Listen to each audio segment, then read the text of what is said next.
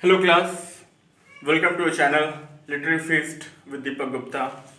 As you know that in the previous lecture we finished discussing the first scene of first act.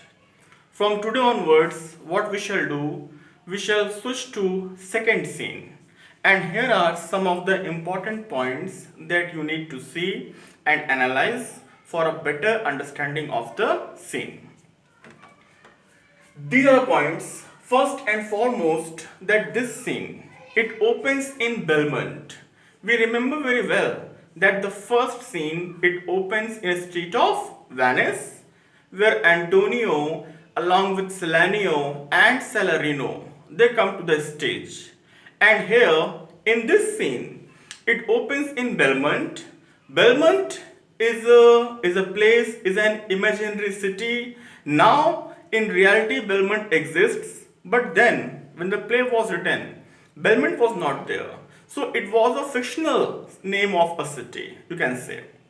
And like Belmont, there were many who didn't even exist, but Shakespeare he used them in his plays, and after he used them, now they are in existence.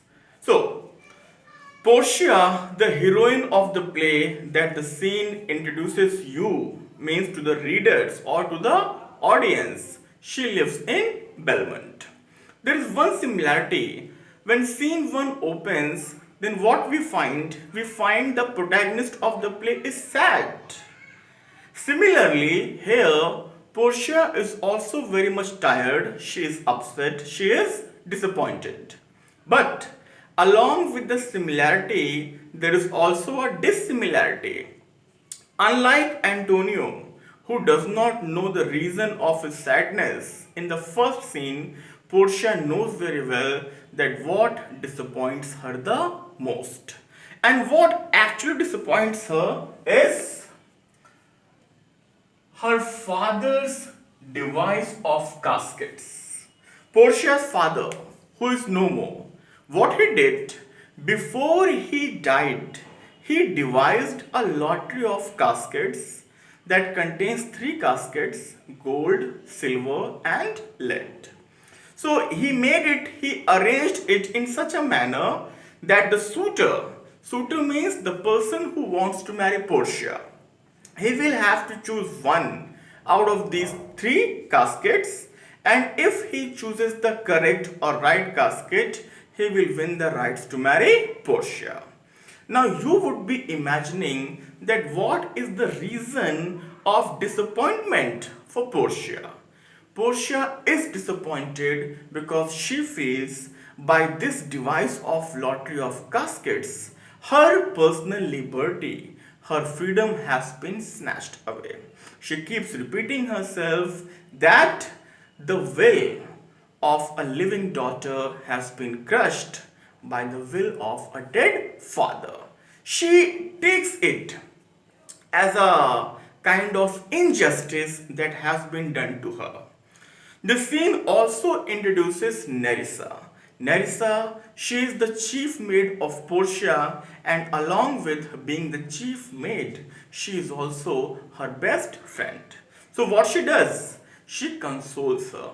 Nerissa, she comes to console Portia. She makes her understand and realize that whatever her father did, he did for the welfare and well-being of Portia.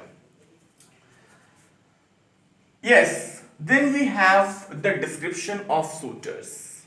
I told you the reason of disappointment for Portia. She is equally disappointed. She is equally disappointed because every day an army of suitors comes to Belmont to try his luck out. So the problem is that Portia, she feels tired, she feels weary with such a large number of suitors who come to marry her.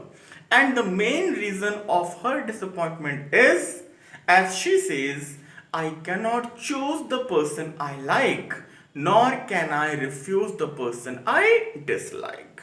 Again, the idea is very same, that Portia cannot choose a person who she likes to marry with, and at the same time she cannot refuse, she cannot say no to a person with whom she doesn't want to marry. That is the real cause of her disappointment. Okay, remember, you have to pay attention that the only question that you get from this scene, sometimes you are asked to describe 3 suitors and sometimes you are asked to describe 5 suitors. In the in my career of teaching that spans around 8 to 10 years of ICSE teaching, I haven't seen less than 3 suitors description and more than 5.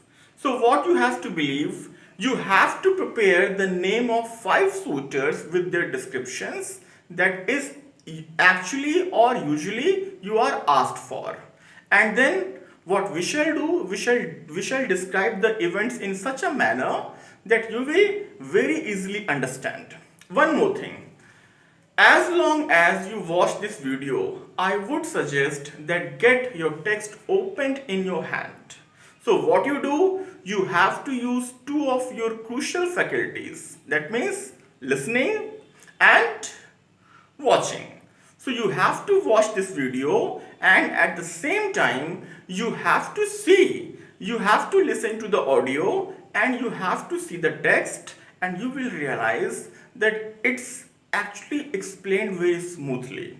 This scene doesn't have any important events or descriptions that you need to go line by line, though I would suggest you must have a proper understanding of the scene.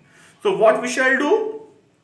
In the next video, we shall come directly to the scene describing all those events that take place.